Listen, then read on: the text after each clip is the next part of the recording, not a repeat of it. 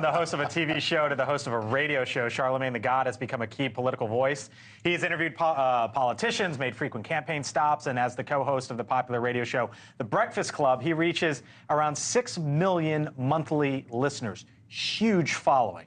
Now, Charlamagne Tha God endorsed President Biden in 2020 and says Trump is a, quote, threat to democracy. But he has also become critical of the president of late, calling him uninspiring. Now he says he gets blowback from the White House after voicing his criticism. Here's what he said.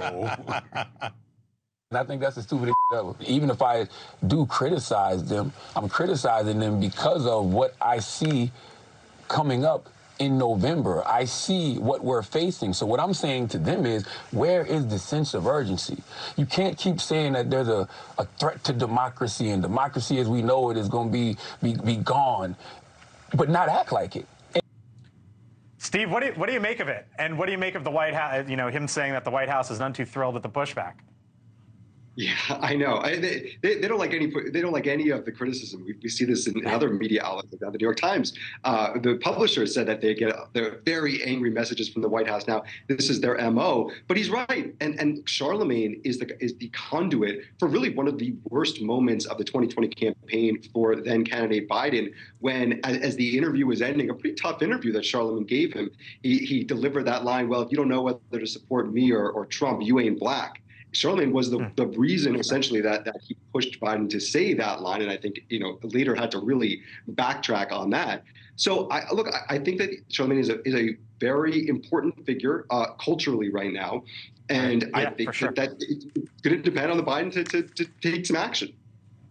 How big of a problem is it when you hear stuff like that from Charlamagne Tha God? Well, the White House doesn't want to hear any criticism. Whether it's no, they don't. I mean, whether from the White House Correspondents Association or Charlamagne Tha God or whoever. It's not going away. It's not going away by not talking about it. So I tell them to listen to Charlamagne. Listen, I tell them they've got to do something, whether it's inspiring. On this show, I've said, you got to make him more likable. Have him smile more versus looking like the angry grandfather.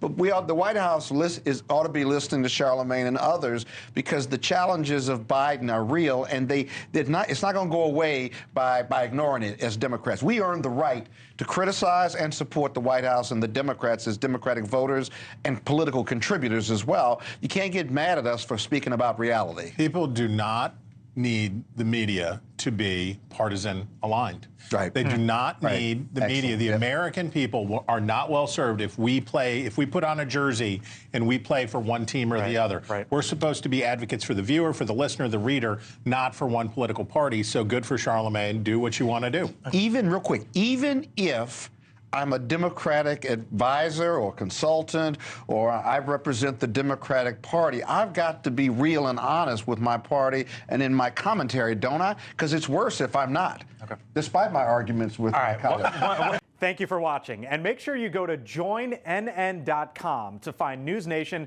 on your television provider. And don't forget to click the red subscribe button below to get more of NewsNation's fact-driven, unbiased coverage.